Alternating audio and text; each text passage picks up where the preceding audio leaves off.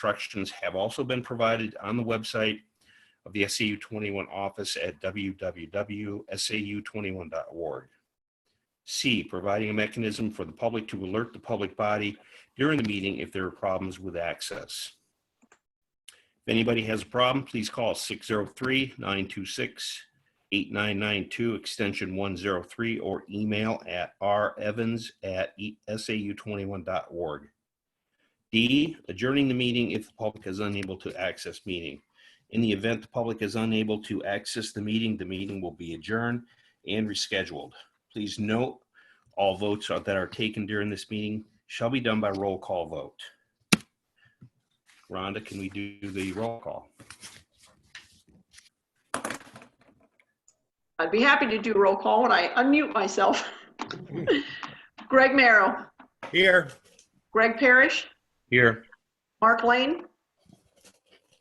John Bailey. I'm here, but in an open part of the house. Okay, and Jason Farias. Here. Okay. Okay. I have the roll call. Sorry, go ahead. Okay, all set. Mhm. So the first part of the meeting, we're going to discuss the board vacancy and a possible appointment. To bring the board members up to speed, we have a slight issue. The issue is Mark currently retains the school board seat. While he submitted his resignation, what we need to do is vote to accept that resignation immediately.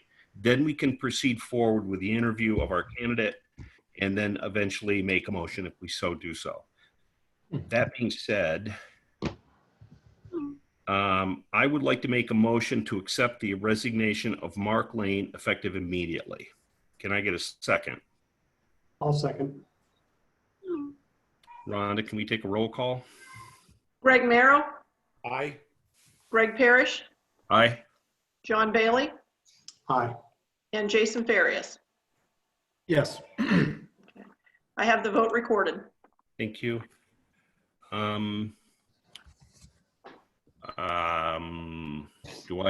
Is Jill with us? Yes, I can. Oh, you know what? I promoted the wrong person to panelist. Hang on just a moment. As soon as they show up, I'm going to pull them out. Maybe he just wants to say goodbye because it was Mark.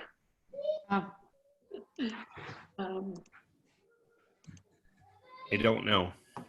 I'm going to put him back as an attendee. Because this interview is public, correct? Yes. Yes. So there's Jill. Hi, Jill. Hi, Jill. Hi, Jill.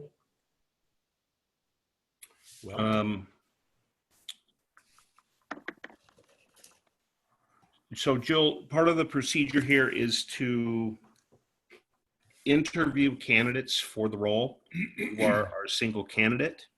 And so the board members at this point can ask questions. Basically, you get to get interviewed in public. Fun times. Well, seeing as I'm the sole one, I hope you won't be too hard on me.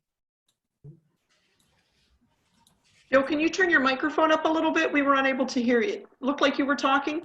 I was, I can try. Hang on. And we still can't hear you, Jill.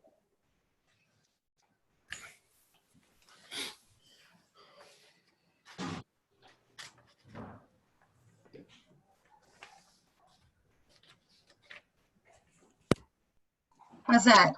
Perfect. I was trying to reduce house noise, but we'll just have to roll with it. Good luck. Yes, good luck. So all I had said is thanks, and since I'm the sole candidate, hopefully you won't be too hard on me. Okay.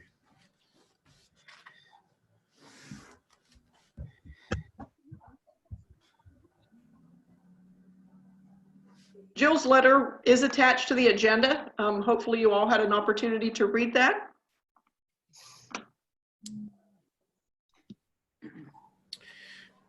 Can we talk at will or request to speak, Greg, or? I've frozen. Okay. You're Jill, back.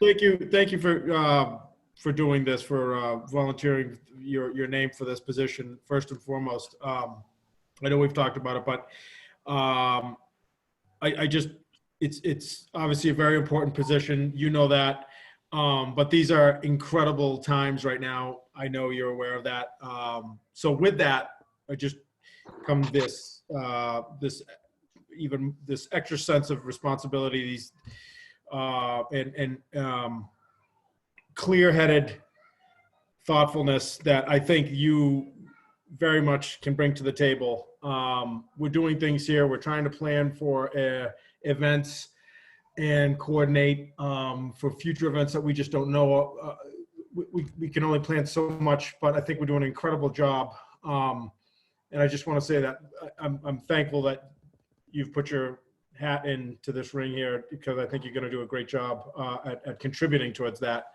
But I do want to impress upon you that it's really an unprecedented time. Not to sound like similar thing, but we're very happy to have you here.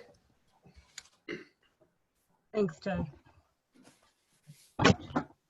Jill, I would echo what Jason said. I mean, you've been clearly very involved in the school in the past and the community, both with the renovation, the playground, and both your kids are here. So we are very appreciative to have you on board. I've worked with Jill on a couple of projects, and I know she did a stellar job there with the PTO.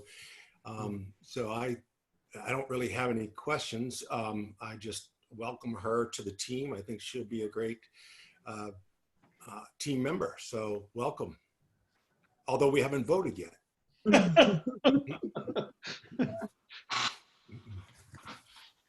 Wow, I've never had an interview with no questions. I was going to say, what an interview. This is great. Thankfully, Jill, you didn't have to go through what I went through. I was just like you, I was the only person when the deadline came and the former superintendent decided that we're going to extend it for an extra couple of weeks just to see if we can capture somebody else. And they did, and so we ended up having to go head to head there live. So you're lucky because you're sitting at home and you're all by yourself. Nice. We're not going to extend it, Jill. Well, I will say I don't take the position lightly. I recognize the responsibility that you all have and the challenges you're facing. We all face them in whatever our day looks like, whatever jobs we're with, the people we interact with. Today was our first day at home where my kids, at least one of the kids, were done. They were done with school. They threw down their hat and they had their tantrum, and we made it this far until we got the first one. So I felt like that was pretty successful. But what you're all up against in navigating this new environment, and as we get past this phase to see whatever the near future holds, is not a light discussion. And I recognize the heaviness of it, and I hope that I can contribute to it. That's great, Jill. I had my tantrum at least 6 weeks ago. I'll be sure You to had one? It stopped. Mine comes up every night at 7, so I'll turn. I'm with you, Jason. Yeah. Jill, what do you think are some of the board's biggest challenges right now? Well, I mean, the obvious one aside, I honestly think that one of the biggest challenges that the board has always faced and will continue to is communication. I think it's really challenging to find that right line of what you share and how you share with the public. I think we have a very educated and involved community, and they want to know a lot. So figuring out that right balance between what they can know that's beneficial for them to get engaged in versus oversharing and opening yourself up to unnecessary criticism is a fine line to walk. You're all elected or, you know, certainly public servants. So you're in that position for a reason, that the community trusts you to make those decisions. But on the flip side, I think the community expects to be kept abreast of a lot of decisions, and that's always been a challenge. Any additional questions for Jill? Can I ask one, Greg? Sure. Jill, I'm thrilled you're here too. And, you know, I know you and I have had a few conversations. You're very intelligent. I'm thrilled that there's a woman on board as well. I would love to know what you love about Lincoln Ackerman. Yeah, well, I love the smallness of it. I know that it can be a challenge for a lot of families and children, but it has only been a benefit for mine. I grew up in a town where the school was very big, but it was a very affluent community. So the family engagement was very high. And that's something that I always wanted for my children, that I wanted them to know that the community supports their teachers know their community. And when we have those handful of events every year that everybody comes out for, and we sort of step outside the school in that gray area between the school and community where everyone's together, you know, it's a little hokey sounding, but that's what I love.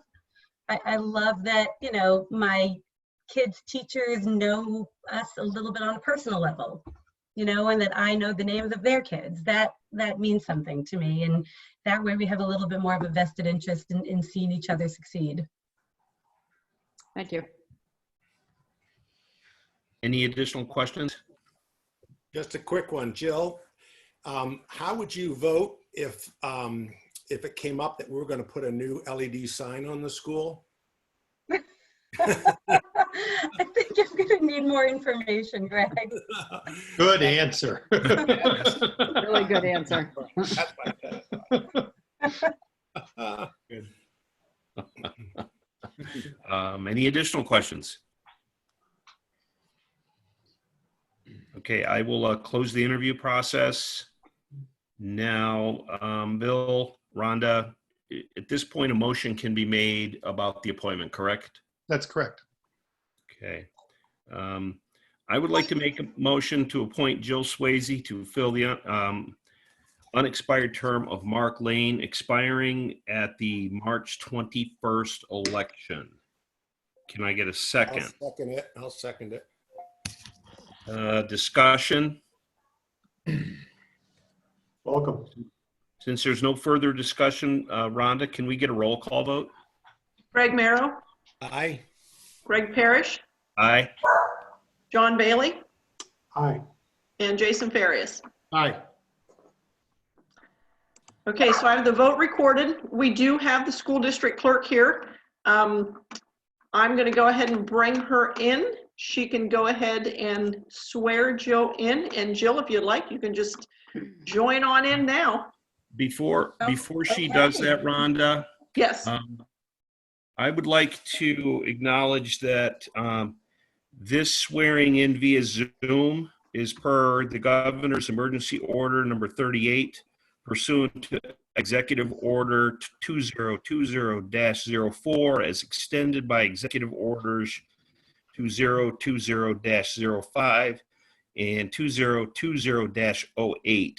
And the sections in this executive order that apply to this particular swearing in are sections 5, 5A, 5B, and 5C. Thank you.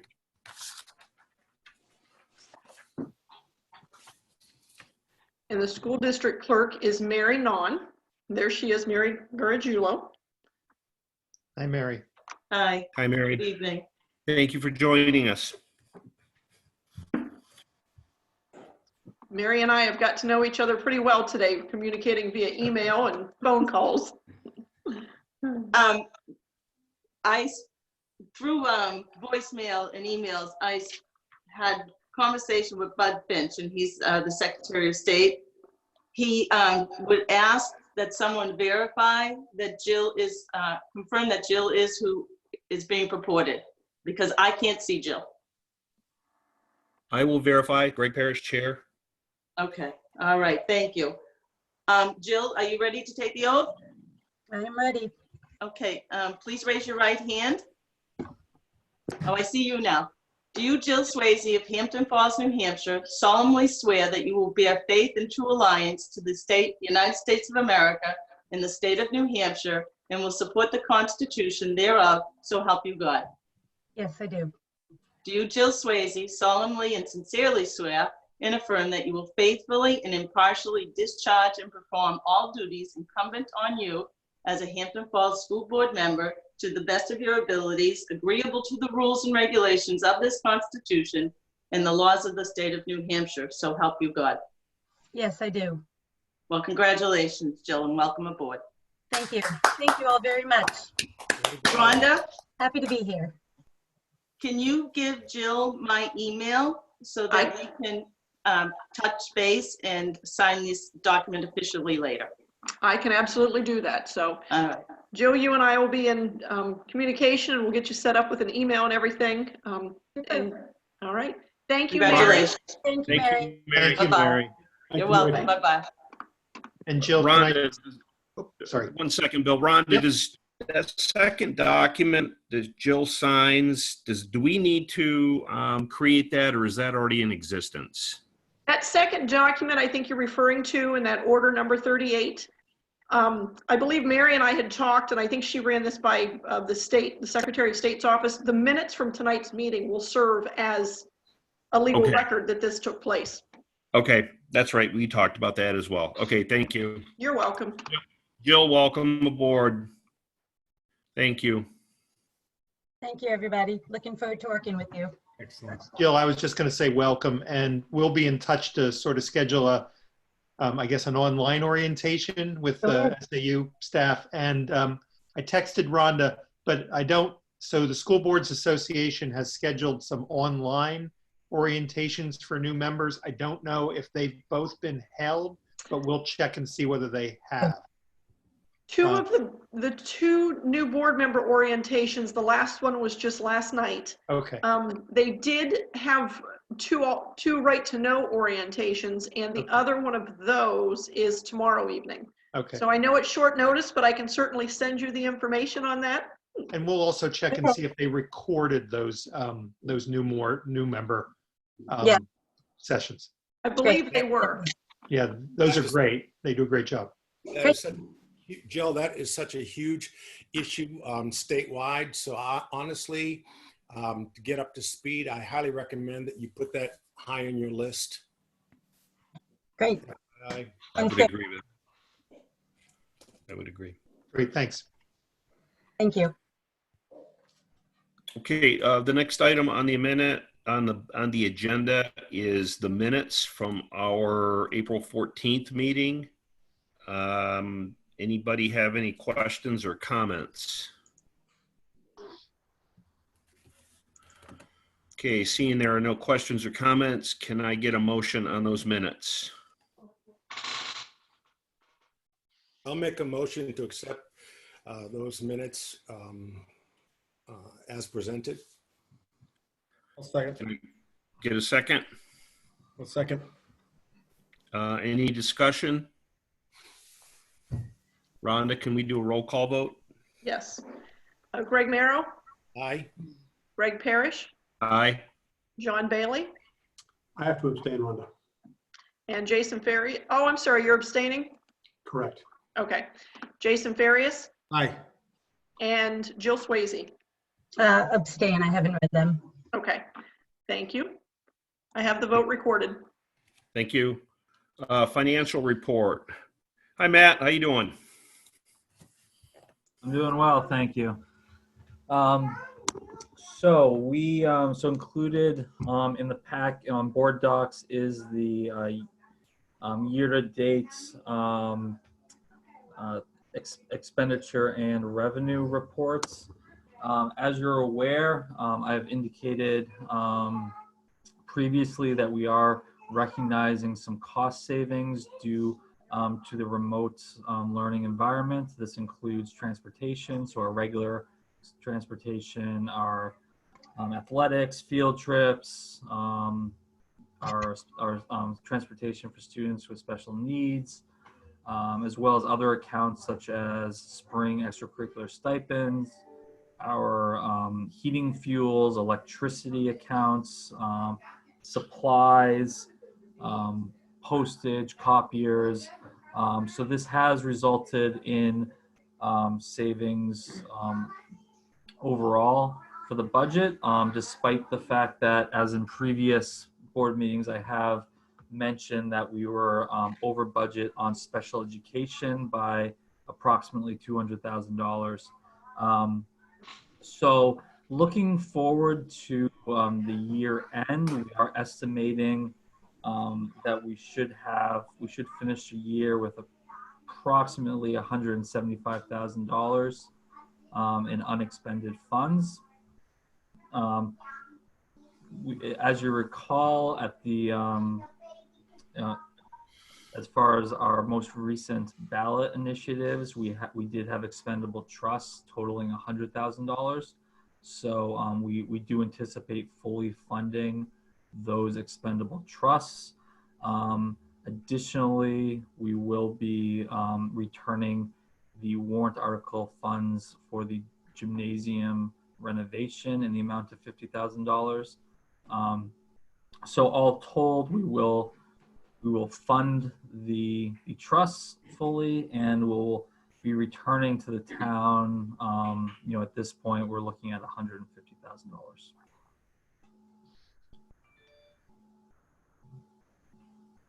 Be happy to answer any questions in regard to either the revenue or expenditure reports.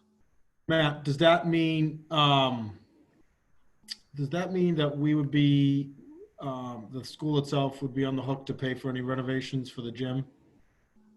Any further renovations? So we funded the gymnasium renovations. The subsequent, like the air handler, there's a number of other things that we want to do there. Yeah. So really the big ticket item is the removal and of the current air handler and replacing it with a ventilation system, HVAC system that is operating. That was not part of the scope of that warrant article. That warrant article was only really for the flooring. So we couldn't utilize those funds for an air handler even if we wanted to, because we're bound by the language in the warrant article. That being said, that's a pretty substantial project anyway. We're probably in the the $175,000-$200,000 range for that entire project. So that's an item that's on our capital improvement plan. So our 5-year CIP.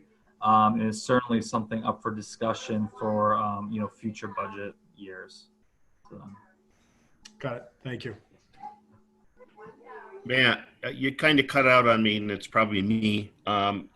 Did you say we have to fund those trusts? Did you? So we do. Yes. Okay. So all expendable trusts that pass that ballot, it is the legal obligation of the town to fund those trusts fully. There is no mechanism to essentially turn it down and return it. It is a legal obligation because the town voted. I did verify that with legal counsel, and they did confirm that is accurate. Are we? Okay, I'll ask that question later. Okay, any additional questions for Matt? Yeah, just one. Matt, just a question about tuition and within special ed, because I think I've gotten conflicting answers to this before. Is this something we are expecting to repeat next year, or is this something that will diminish next year? So it's absolutely a portion of it. I forget the details. However, as I recall, so tuition for everyone else on the call is for out of district placements. So really what John is alluding to is if any of those students aged out which means they graduate onto high school. I think that I'm not certain. That being said, I know that we did account for those students when we budgeted. Those were known through the budget process. So I think we're in good shape for next year. But as I think the bulk of those costs are either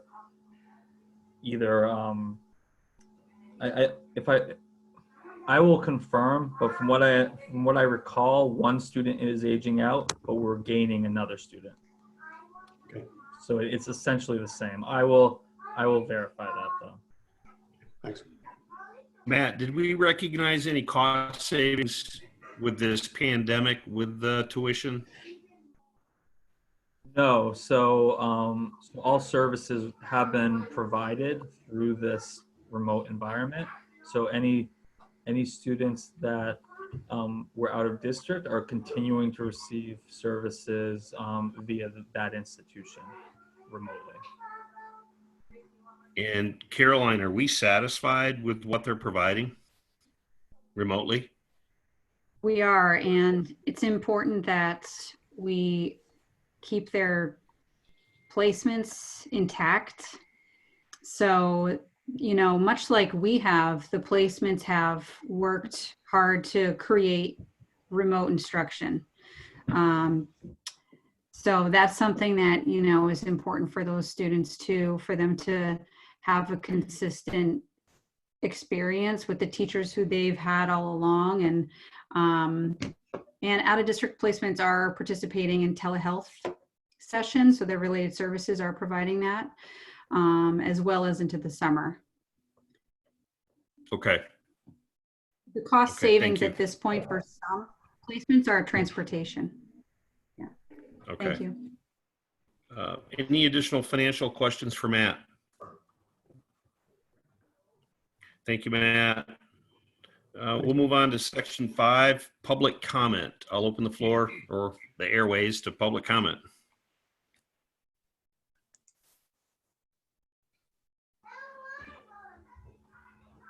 Rhonda, does that come into you? You know what? I'm going to hit allow to talk. If anybody has anything in the public that they want to say, you can go ahead and speak up now, or you can submit a question through the Q&A. I'm not hearing anything coming through, and I unmuted everybody, so I'm going to go back through and turn that off now. I will close public comment. Section 6, continuing business, administrative update on COVID-19 related to school closure. So we'll handle this the way we normally do. I have a few comments to make, and then I'll ask Dr. Hobbs, Dr. Arkilian. I'm sorry, we do have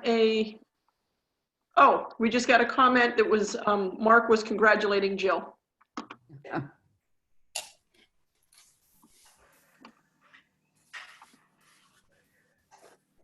So, and then Mr. Farrar, and then I'll ask Ms. Rossi to make some comments. So there are a lot of things that we've been involved in, and a lot of work been going on, and whether they're back to or end of the year kinds of things, summer programs, those kinds of issues. What I want to focus on specifically with my comments tonight is return to school. So we began about a week ago an initiative by creating a task force to look at the issues related to the return to school.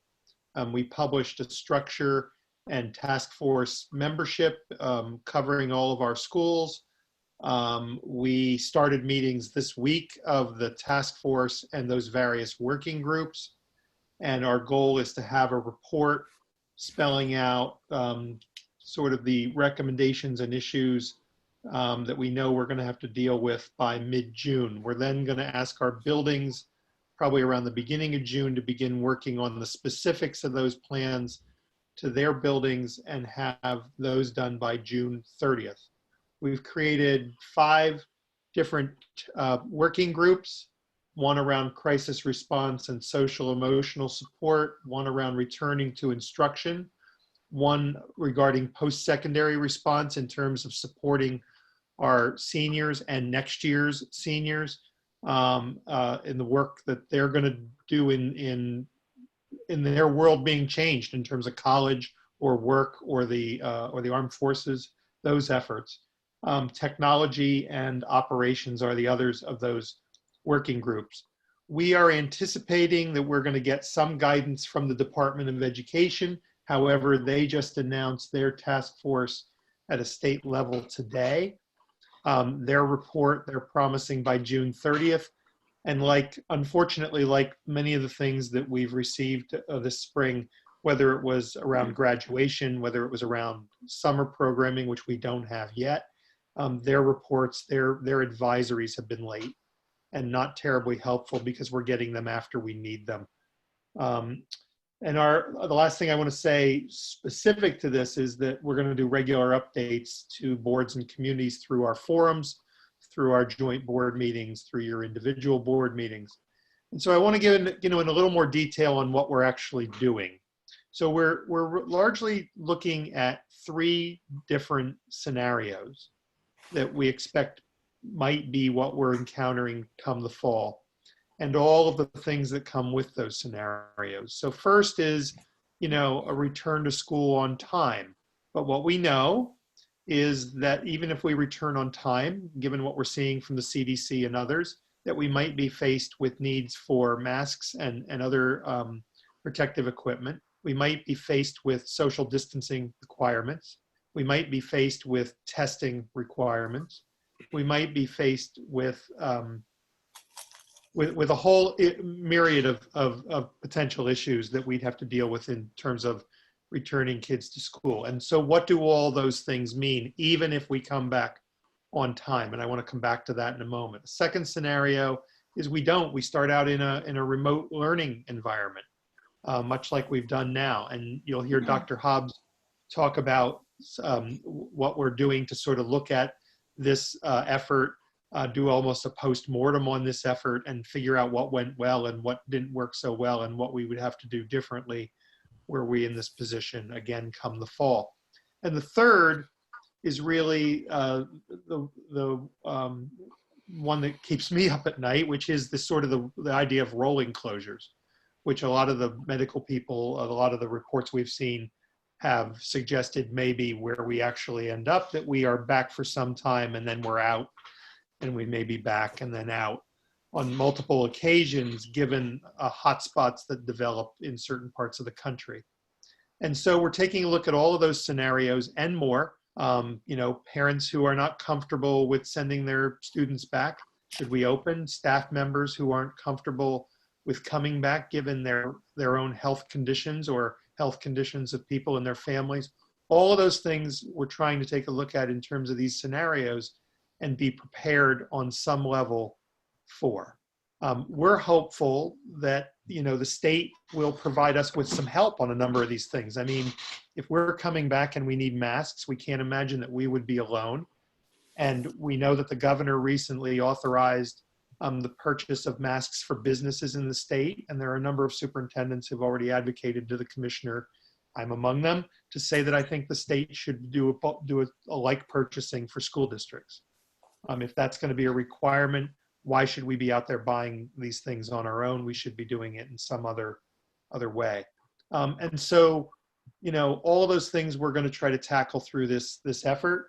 I want to thank Jason, who has volunteered to represent your board on one of our working groups. We have representatives of our boards on the task force and on each of the working groups, along with teachers and parents and administrators and specialists and food service people and facilities people.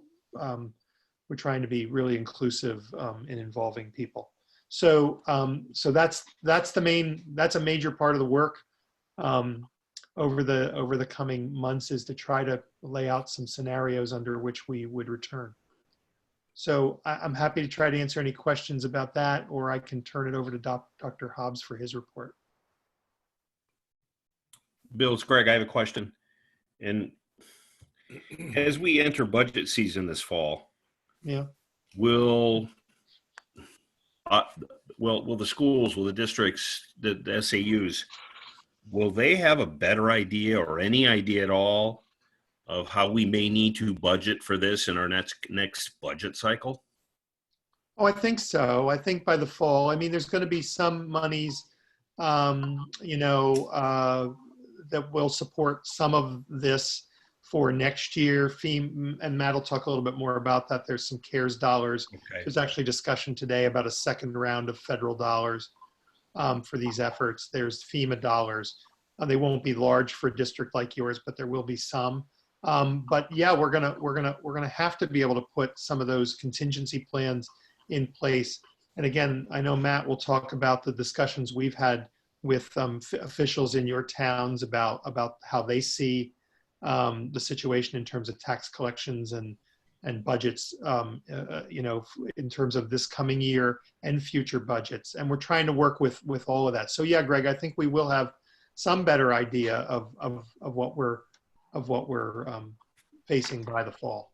Okay. I mean, I don't want to inflate the following budget or the next cycle, but on the other hand, I don't want to be caught off guard either. Right. I agree. Thank you. Okay. Thanks for that. Dr. Hobbs. Sure, thanks. Congratulations, Jill, welcome. So, right, from a curricular standpoint, obviously, we're looking at a lot of logistics this spring, just making sure end of the school year goes well, end of the school year planning, graduation planning, all that. We want to make sure at the high school, at least, our AP testing, we're making room for that in the schedule, etc. So moving forward, though, I'll be chairing the Return to Instruction group. And we haven't met yet, but we've got some broad ideas on how to kind of play out some of these scenarios. And I know it's not advisable to keep asking the question, what if, what if, what if? But that's kind of the task that we've given our group. We're just playing out different scenarios and how we would react. So we got 4 key ideas. One is assessing learning progress. We just need a mechanism by which we can see what's been covered, what hasn't been covered, and see where some of the gaps in learning have occurred with our kids. Now that might be formal. It might be through you know, testing, diagnostics. It might be informal through team meetings, vertical meetings with teachers and that kind of thing. The second thing we're looking at is augmenting instruction. And then that's basically how are we going to, when we get back in the fall, whatever that looks like, how are we going to change instruction to meet kids where they're at? That has to, you know, that draws in grading and assessment, that draws in all the intervention strategies that we need to put in place, attendance, student accountability, other intervention plans, but maybe most importantly is just the recognition that, you know, education might not look exactly the same when we come back in the fall, and there might be some fundamental differences in how we're operating. And that's a big pill to swallow for a lot of us. Third, as Dr. Lupini mentioned, we're looking at structural supports in teaching and learning, and that has to do with schedules. What can we do with respect to our school schedules to make them work for our kids, and staffing, of course. Identifying teachers that may need to continue remotely or students that may need to continue remotely. And the last kind of big pillar of our work is going to be professional development. What do our teachers need around technology integration? If we're going to continue in this remote setting, what do we need to give them time to basically communicate about where they are in their curriculum? And then of course, I need to worry about new teachers, new teacher orientation, mentoring, and even new administrators that are coming into the SAU, making sure we're all kind of starting on the same foot. So like I said, we haven't met yet, but those are the pillars of our work. I'll keep it broad and I can follow up with any specific kind of questions. Thank you.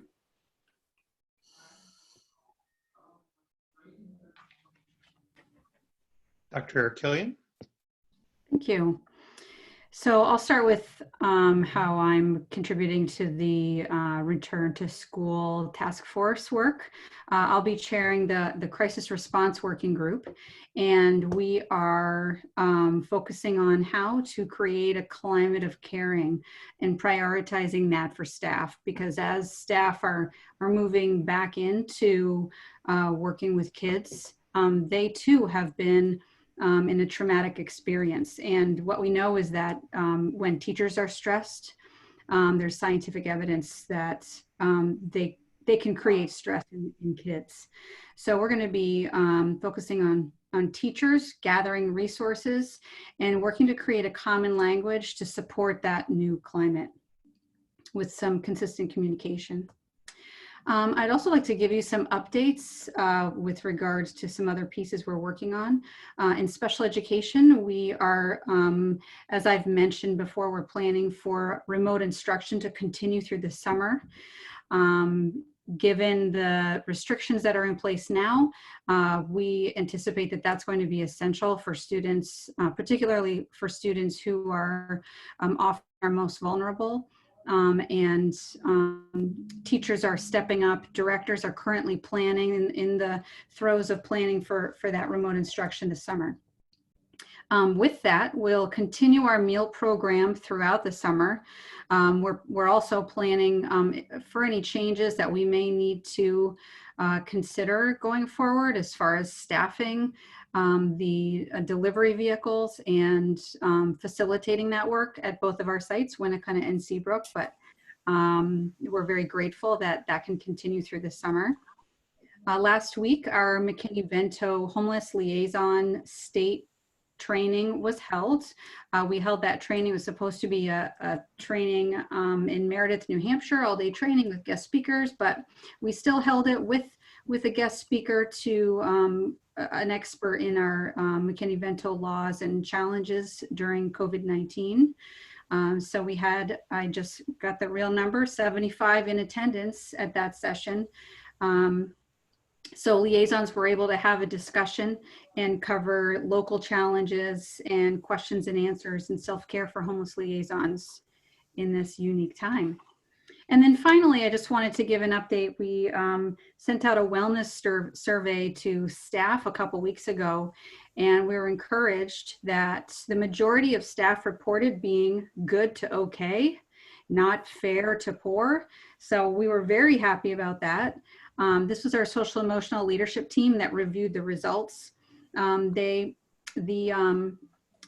teachers reported that their administration is incredibly supportive, but they admitted that they are still hard on themselves. So they can't hold themselves back from working all night, from working throughout the weekends. So that's something that we as administrators are going to keep in mind. And then finally, for requests on how we can support them, teachers asked for a continued focus on self-care and for an opportunity for them to get together in non-work ways, in social ways.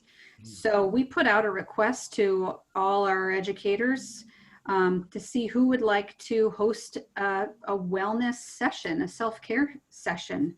And I was thrilled that we had people volunteering, and we now have 2 full weeks of sessions that kicked off right before this meeting from every single one of our districts. So everything from self-care to couch to 5K, to cooking, to mindfulness, yoga. So teachers are supporting teachers. They stepped up and they're hosting these sessions, which is really great. So we have that up and running, and we'll also share Wellness Wednesday updates to staff. And that is my update. Thank you. Thanks, Caroline, it's Greg Parrish. Do we foresee bringing on additional counselors for the beginning of the school year, regardless of what model we end up operating under? I mean, if I had a magic wand, you're asking the right person. However, what I know is that the counselors that we have in our schools are, they're definitely people who we actually talked about this in our crisis response working team this morning, in that we have to be really careful to not put too much on them, because they can, and I know that's true for Lincoln Ackerman too, in that they are naturally the helpers and they want to take it all on. But what we need to do is set up that climate so we're not only looking to counselors for that kind of support, because it would be too much. It would be too much for them. So it's a good question, because, given that they can't do it all, that means that we need to come together, all of us as a team, to support each other. So I wouldn't say hire counselors with only reentry as the purpose. Oh yeah, no, I don't want to identify just that. It's just been a long few weeks and I don't know where we'll be. But if we do have to pursue that scenario, is this something that would come out of our budget? Is this an SAU budget item? Matt, do we have the money in the budget to approach this if we need to, or are these all questions that we just don't have any real answers for? They're questions that we don't have answers to, Greg. In fact, we've asked some of those same questions about social work support, whether we have enough. It's a common question across SAUs as we meet with other superintendents and leadership teams, whether we might be able to do something more effectively at the SAU level for all of our schools than at each individual district. All those questions are on the table. Okay, and that does include the students as well if they need it, correct? Yes, absolutely. Okay, thanks.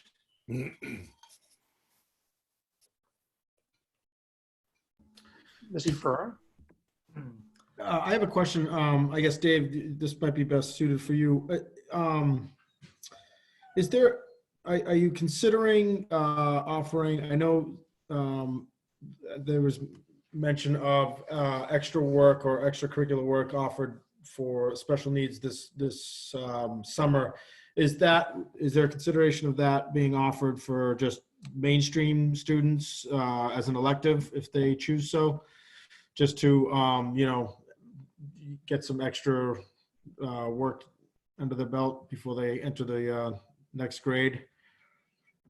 Certainly, yeah. As we have summer programs in place, it's really kind of district by district. Yeah, sure. In the districts that we do have summer programs in place, the concern we're wrestling with is students and teachers just kind of being cooked at this point. Sure. It's hard to drum up demand for something that they've been kind of engaged in, or maybe not, it hasn't been for them throughout the spring. We're trying to get creative in terms of referral processes. We're trying to get creative in terms of offerings. I think Mr. Parrish brought up last time the connection with VLAX. Those are always opportunities that we have for bridge programs for our kids. And I think those conversations are a little bit more evolved at the high school level, frankly, because we do have the credit recovery, but certainly that's on the table. ESY, I can let Dr. Arkalian speak to the special ed component of that, but that's where we are with summer. Yeah. I've just fielded a few phone call, just discussions with folks. And I'm thinking, I'm wondering how you're going to,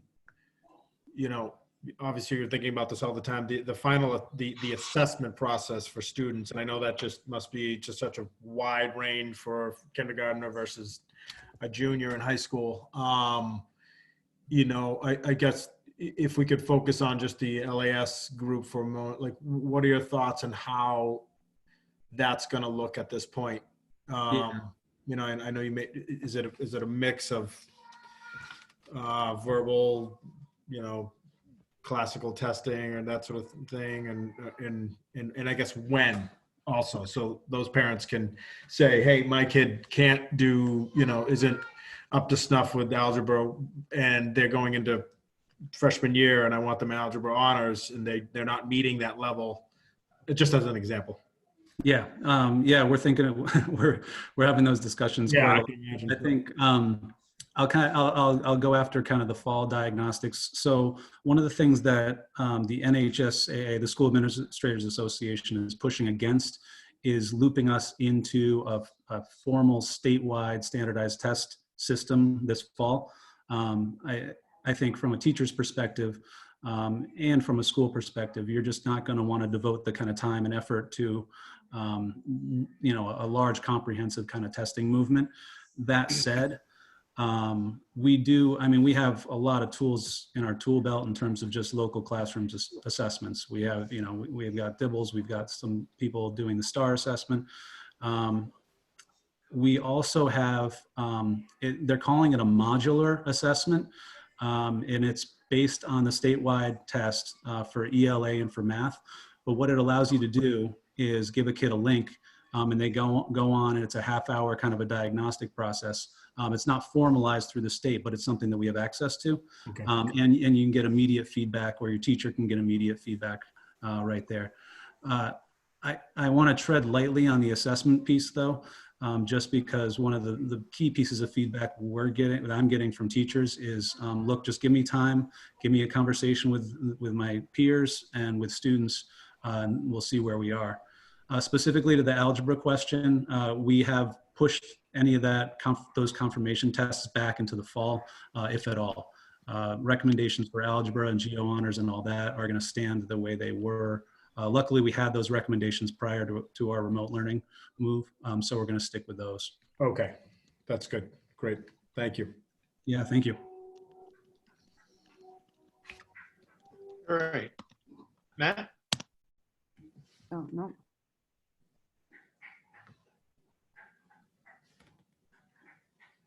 Hello.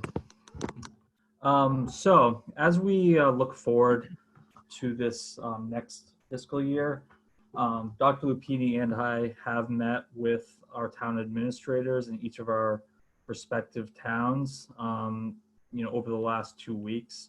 We really wanted to take a look at and better understand the challenges in each of our communities. Specifically, we wanted to hear their perspective on revenue collections and budgets. The other component of those meetings was that we provided them with information on the school's outlook from a financial perspective, the cost saving activities that we are conducting currently, and potential funding sources that we're monitoring as we go through this process. So when we look at funding sources, we've all heard of the CARES Act legislation. We just received clarity on allocations of those funds. The SAU is receiving $370,000 across the entire SAU. Unfortunately, Hampton Falls is only receiving $9,000, just over $9,000 of that revenue source. They allocated it based on Title I funding on that percentage basis. Additionally, there is a opportunity for FEMA reimbursement. So we have submitted an application to receive that public assistance. However, that funding is 75% of actual expenditures, and that oftentimes takes a significant amount of time to process and to receive those funds. Whereas CARES Act funds, we do anticipate we should have access to in short order. That being said, we don't currently have that funding.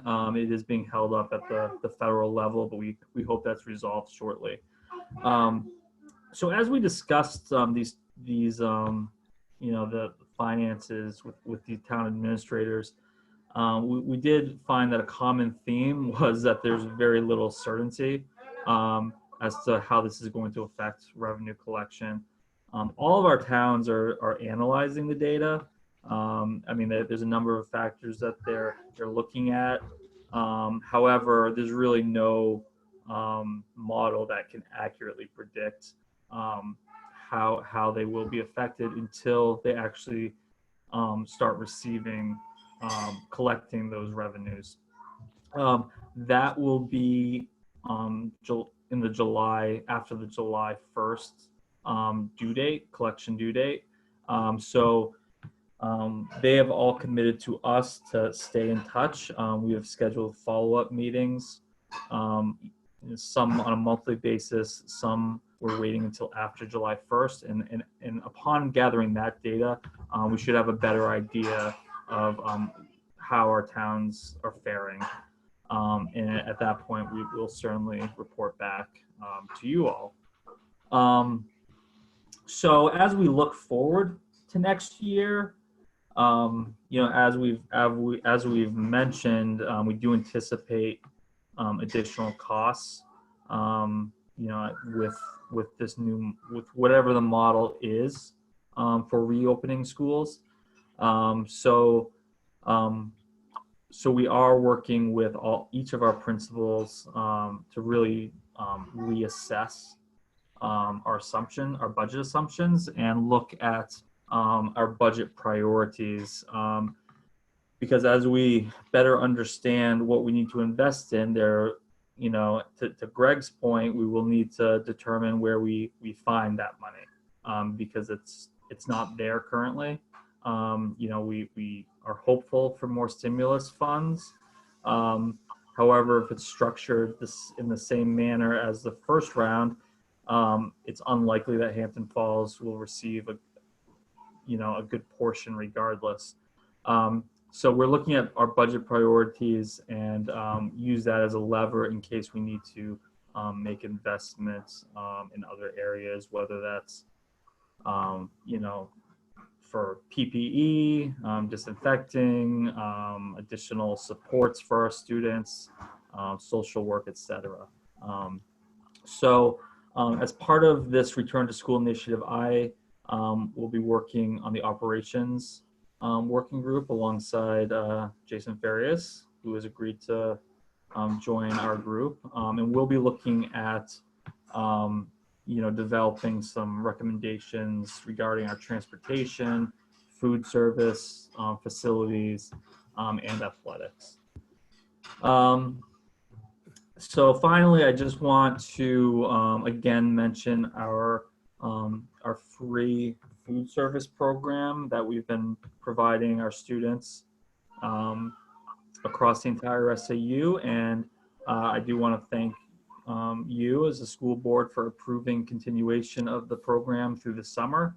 I also want to take the time to recognize Dr. Eric Kalian, all of our school nutrition managers, the school nutrition staff, our social workers and educational associates, who have all had a real integral part of this program to make sure it's running smoothly and we're providing that service to our families.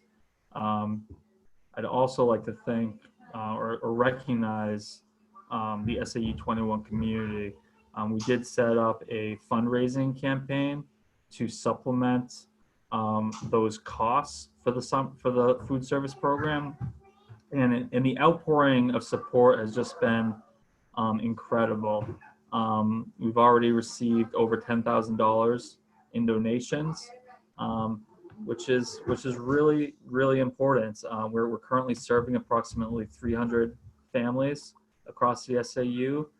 As this crisis continues, we expect that those numbers to only increase.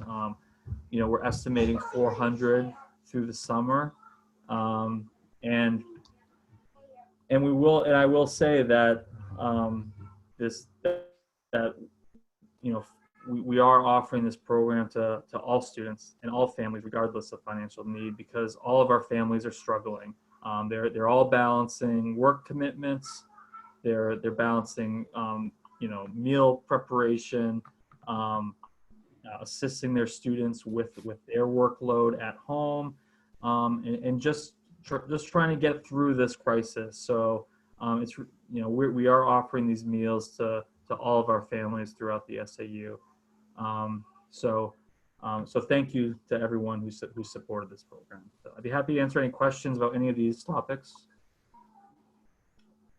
May I ask, Greg, in any of your information of data that you have, will you be able to put together any type of budgets for any of the reopening scenarios that are on the table right now?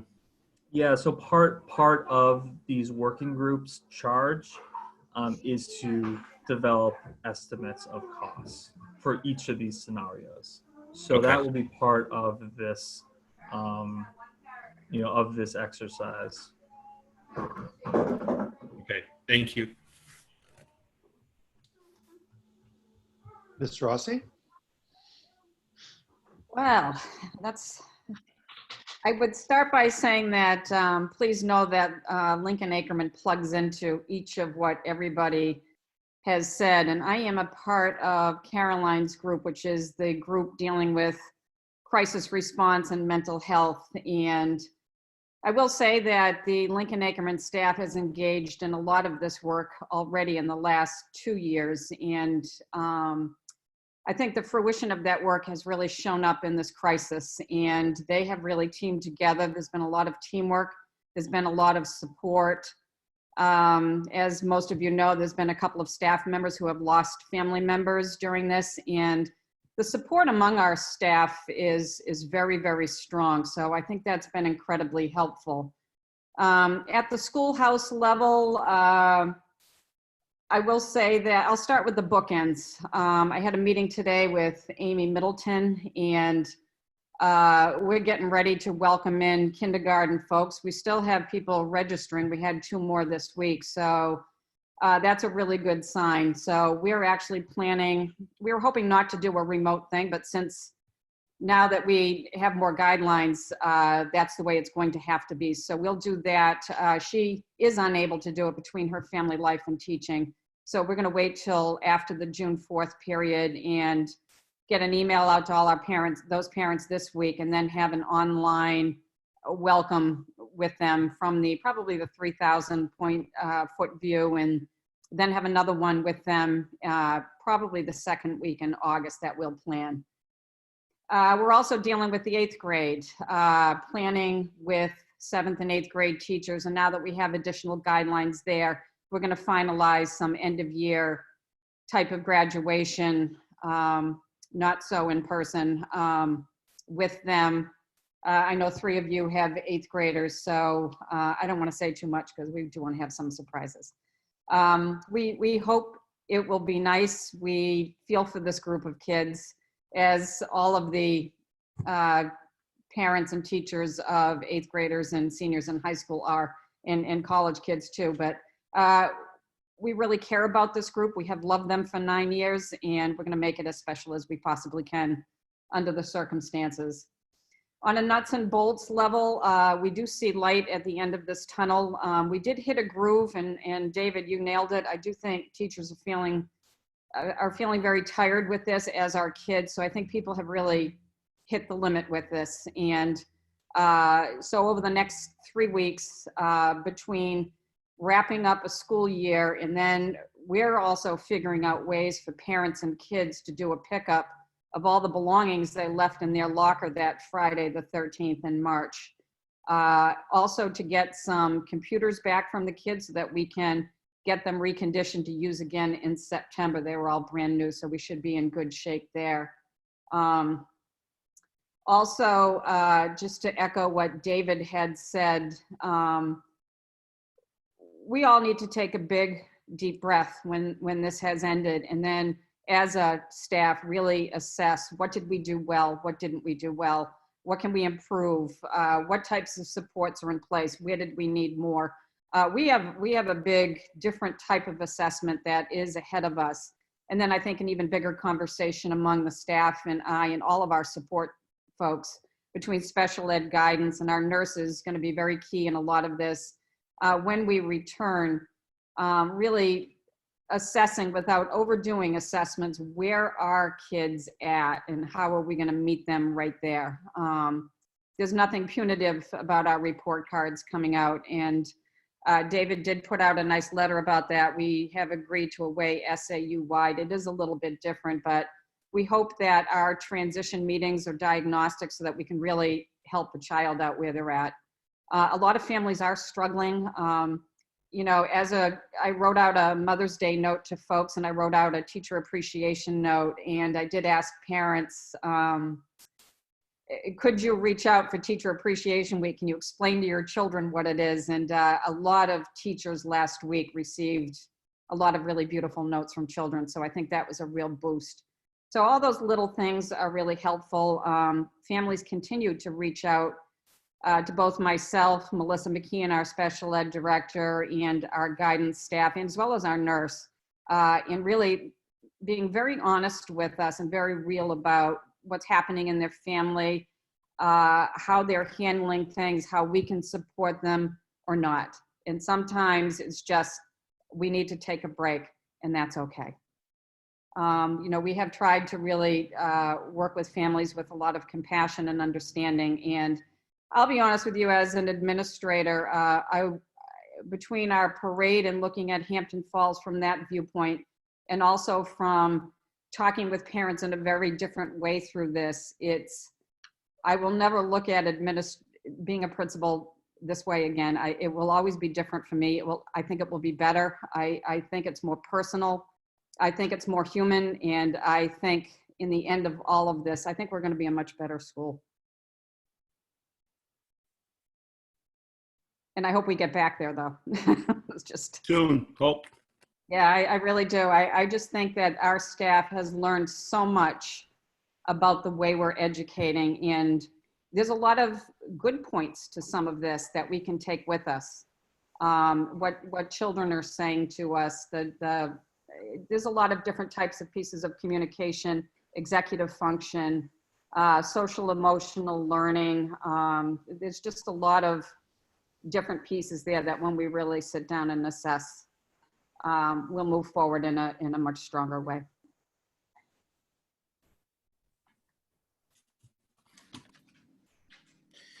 It's very encouraging to hear, Beth. That's really heartfelt, and again, we're blessed to have you guys. Amazing work. I will pass that along. I know our staff, every time we have a meeting, I write to them the following day to let them know how supportive you are and some of the things that you've said. So thank you, I appreciate that. And Jill, welcome, officially. Bill, it's Greg. I have a couple of questions. I don't know who to address them to, so I'll ask you. Okay, we'll figure it out. The first question, freshman orientation for all these 8th graders. I'm sure there are conversations taking place. Any message we can get out there? Any plan? Any strategy? Not at the moment. I'm going to look at David. I don't think there's a plan at the moment. Is that right? Yeah, so Fresh Start is, I think, what you're referring to, and that's August, and it's being discussed right now. I think, frankly, he's worried about the end of the school year right now. Graduation.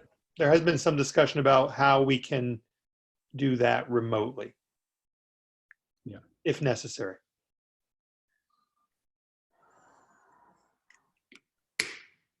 David, I missed that entire answer because I froze, so I'll reach out to you individually. Sure. About that. Sorry about that. And it's not just the orientation I'm concerned about. This last month for these 8th graders across the district I think are pretty crucial for them going into high school. I'm very concerned what they may be losing as they go into that next chapter. I'm sure you're talking about it, but I just wanted to say that. Bill, my next question, and I don't want to put the cart before the horse, and you've already got a lot on your plate, but are there plans to regroup after this and devise a strategy for the next worst case scenario? So yes, and that's actually some of that's happening in this process, right? When we talk about a post-mortem by each of these groups, that's really what we're talking about, right? We're talking about how do we prepare for what we think is September but really there are some other, well, two things. Yes, there are some things that would carry over to whatever the next thing is.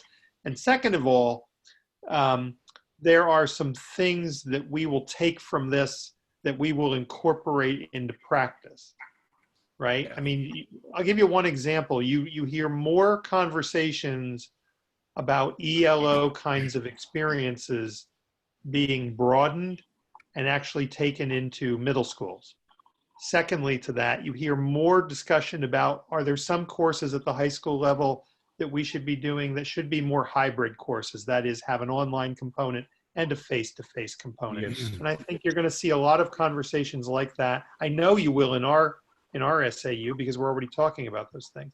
So there'll be a lot more conversations about those kind of approaches. And I know you have no game plan for.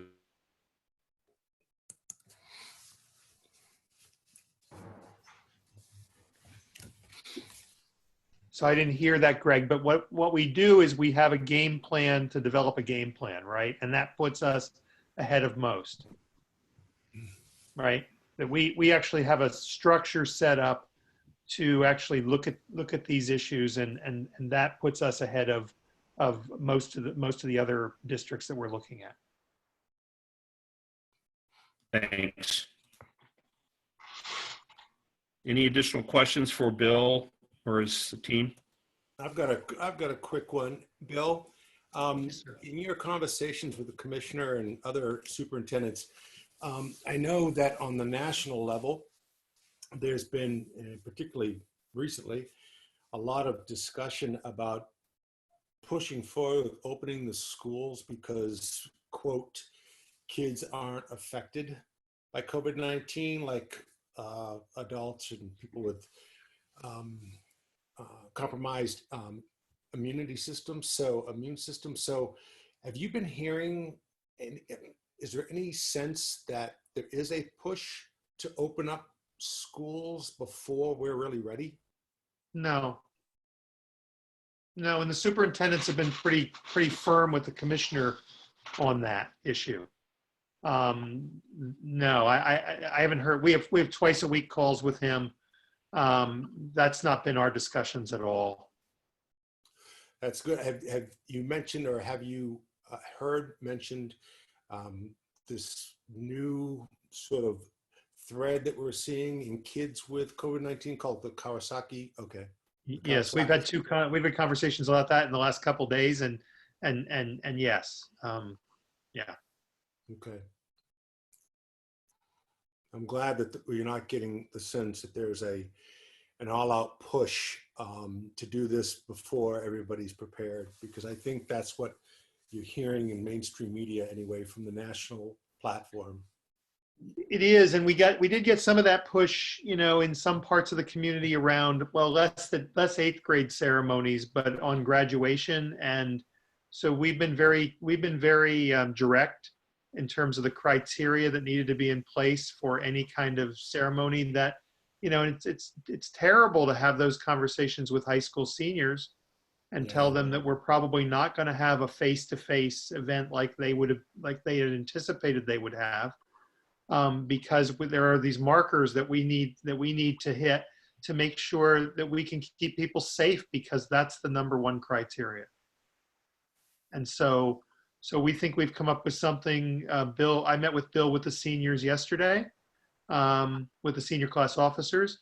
We think we've got a plan now that's a good one. It's not going to be face-to-face on the football field, but we think it's a good plan, and they were very receptive to it. I think in the end, they'd love to have a ceremony where they get together down the road. But I guess my point to we just are trying, we're making sure that we're keeping the safety of the community as our #1 priority.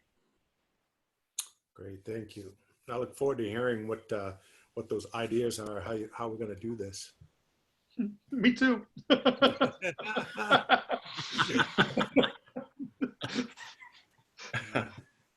Thank you. Any additional?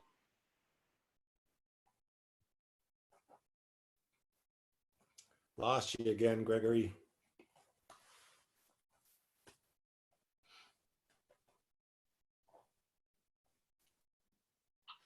We're going to have to teach Greg sign language. Yes, really.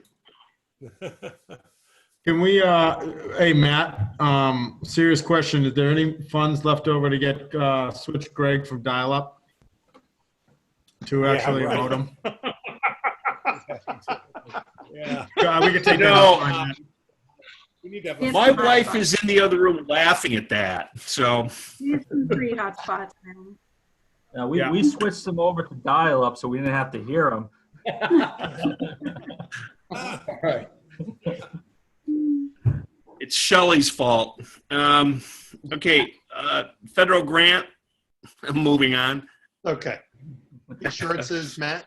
Yes, so on an annual basis, since we are a recipient of federal grant funds, we are required to provide these general assurances, which essentially is an assurance that we are abiding by all regulations and laws, so non-discrimination, there's no conflict of interest, et cetera. All those items that are included, in our policies. It is required to provide these assurances to the school board for informational purposes, and then it is requested that the superintendent and the school board chair does sign off on it. So this is us providing the school board with the assurances, and then we'll ask Mr. Parrish to sign off on it.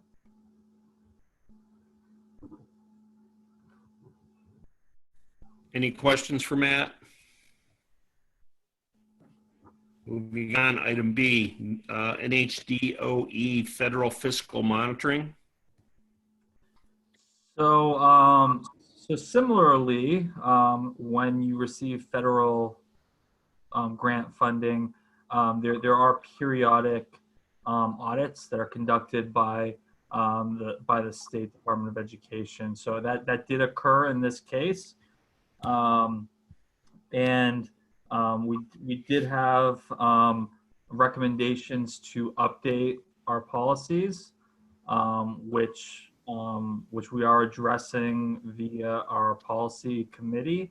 So there's a number of policies that actually, they all roll up to a single policy, DAF, which is about 30 pages, which we do hope to have to the policy committee at the next board meet or the next policy committee meeting. I have committed to not attend that meeting, but it should be compelling reading.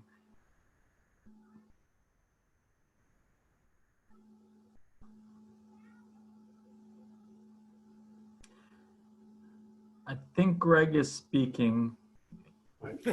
So while we're waiting for Greg to come back, it looks like we've got some work to do here. Is this you alluded this we're dealing with the policy level? So this is at the SAU level, not the LAS level. Is that correct? It'll be a policy that we'll look at the joint policy subcommittee. Yes. Okay. But it's a policy on each. It is a individual school district policy, but we're looking at it across the board.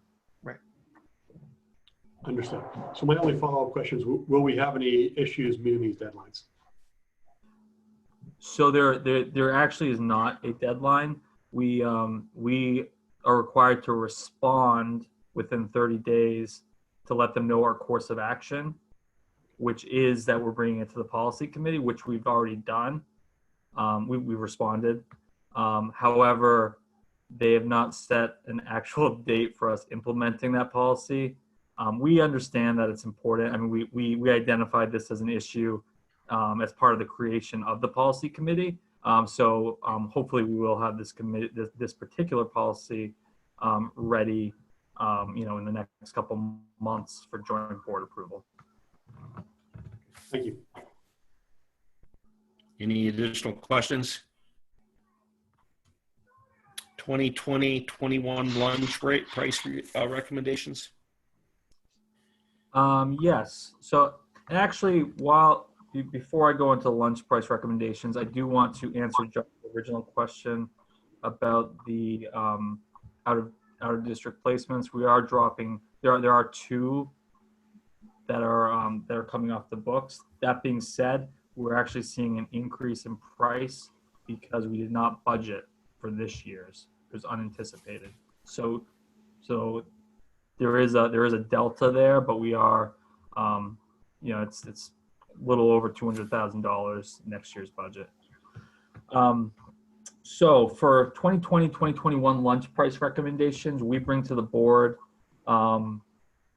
the recommended price increase for lunch and breakfast.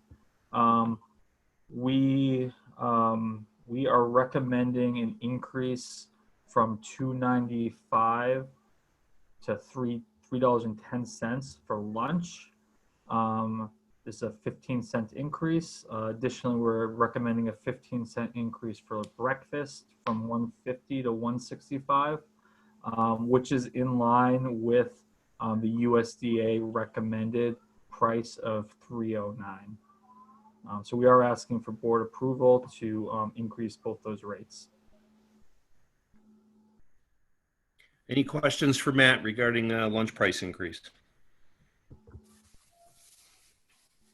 Rhonda, would it be easier for you to vote on this now? Yeah, we have it set up that way. We have to make a motion. Yes. Can I get a motion regarding the 2020-21 lunch price recommendations, please? Jill, here's your chance to make your very first motion. All right, I'll make a motion to approve, to accept. Can I get a second?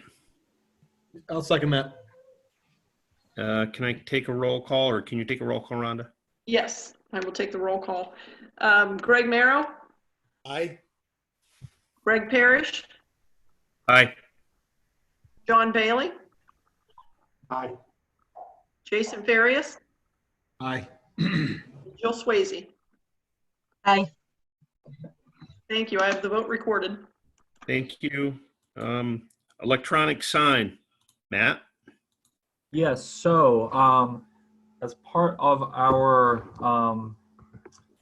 school improvement plan, we did have the electronic sign project on our 5-year CIP, capital improvement plan. And, upon completion of the addition project and recognition of savings that we did experience through that project, we did plan to go forward with the electronic sign purchase and accelerate that on the CIP. So we did issue an RFP and we did receive 4 bids for an electronic sign. However, we are recommending not to proceed with this project due to the current economic crisis that is affecting our towns. So we're bringing this forth to let you know that we did continue down that process, but we are recommending not to go forward. Matt, it's Greg. I have 2 questions. Are any of these estimates for a 2-sided sign? So we explored the option of a 2-sided sign, and actually when we did the walkthrough, we had all the companies take a look at potential placement, but it's not a 2-sided. They could not come up with a solution, and we could not come up with a solution as to how to do a 2-sided sign. There really is not a good placement for it, short of past the kind of the sugaring shack, but that's so far away from the school. It just didn't make sense. So a 2-sided sign, I know we had talked about, as an option, but they recommended against it. The cost would have been nearly double this due to the fact that it would be so remote. So we'd have to run a line all the way down there, and it's 2-sided as opposed to the 1-sided. So when we do eventually do this project, it really only makes sense to do the one-sided. Do we have to vote on delaying this project, or is this, is there anything? No action is necessary. Okay. This wasn't a budgeted item. You know, we had already started the process prior to the crisis. So we felt it was our responsibility to let you know the results, but we do not think it's prudent to go forward. You have an idea of when you might recommend it, or when you might think that we can address this issue again? Well, we can certainly include it in the budget when we go through the process this fall. An alternative and another option is, you know, at the end of the next fiscal year, so next spring, you know, the board could, if we do have any unexpended funds, we could potentially look at, you know, completing the project utilizing unexpended funds if as an option. So we're really thinking about a year out. Earliest would be, yes, a year from now.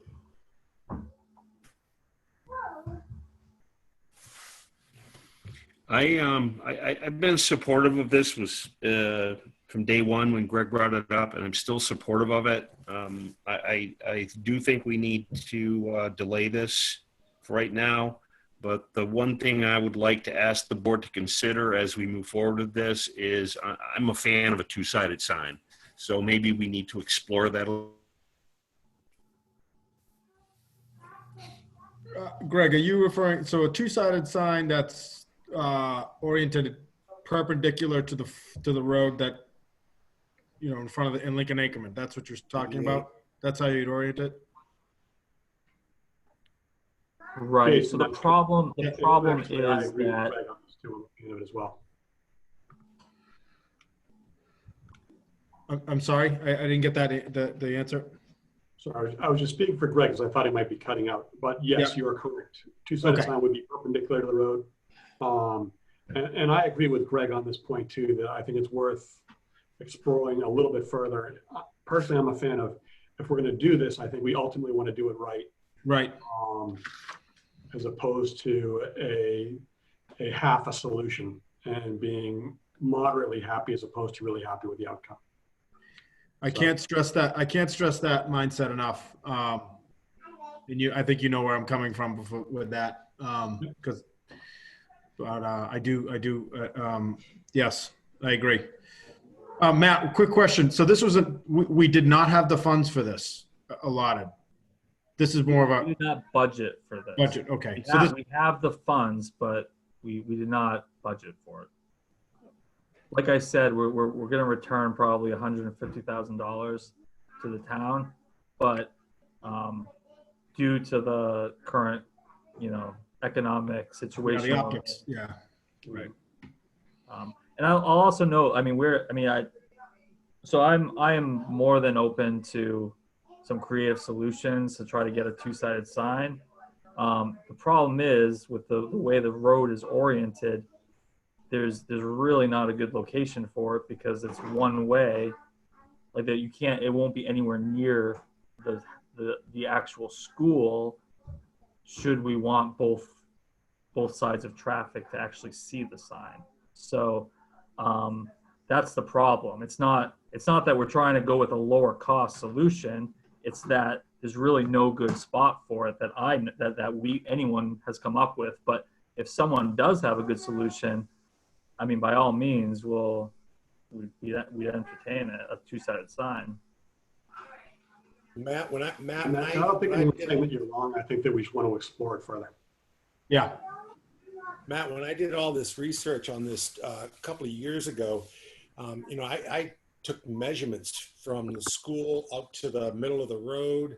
I sent the companies these pictures of our school, and they were pretty unanimous in safety of viewing the sign from the two lanes, which are essentially, one way. they didn't think that a two-sided sign was feasible either. We've already got a sign mounted on the wall, which people, I'm assuming, are used to seeing. So the idea that really, again, was unanimous was to put a large one-sided sign right there where you can literally drill a hole through the brick and plug it in, which was a huge installation cost savings. There's a sign there that we're used to. So the idea was just to replace that with something just much more spectacular that was multicolored and had animation in it. And so that was the logic. And I approached 5 different sign companies when I did this a couple of years ago, and they all came to that same conclusion.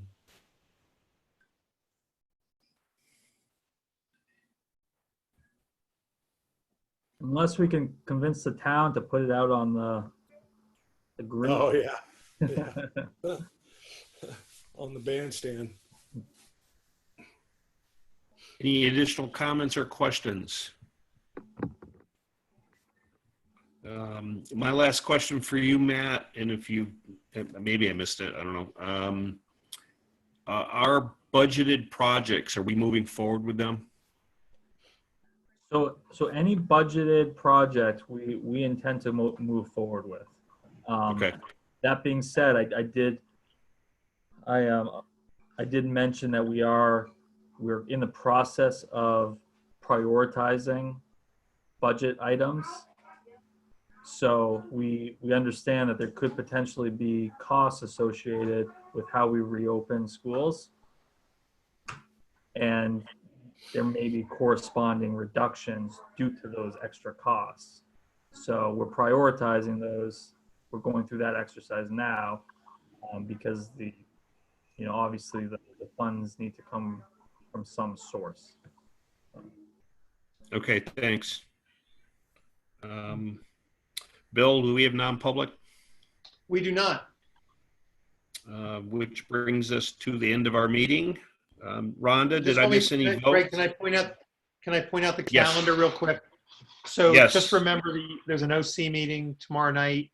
We start back up with joint board briefings again next week. We actually have a joint board meeting on the 26th prior to your next board meeting, which is on June 9th. So we have some things in between here in the next few weeks.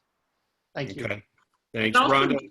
just a reminder, Greg, for anybody that's been on the board for an entire 12 months, the superintendent's evaluation needs to be completed by this Friday, because that is a topic on the joint board meeting on May 26th. So just to remind you all that that's open and needs to be completed. Thank you. Hey, Matt, quick question. It says here the operations committee meeting is tomorrow at 5:30, but your invite said 1 to 3 p.m. tomorrow. Yeah, so those are two different meetings. So we have our operations working group that you're part of. Then we have our OC, which is operations committee. That's the group that meets to set the agenda for the joint board meeting. Okay. The rep at Hampton Falls is it John Bailey. John? Okay. Okay. So you can skip that one. Jason, if you want to swap, I'll swap with you. Thank you. I take you up on that. Thank you. Jill, welcome aboard. Glad to have you online. Can I get a motion to adjourn? Motion to adjourn. All right. Second. Can I get a second? Second. Roll call. Is it unanimous? Yes. Aye. Yes. Okay. Good night, everybody. Jill, we'll Thank be in you. touch. Thank you. Good night, everybody.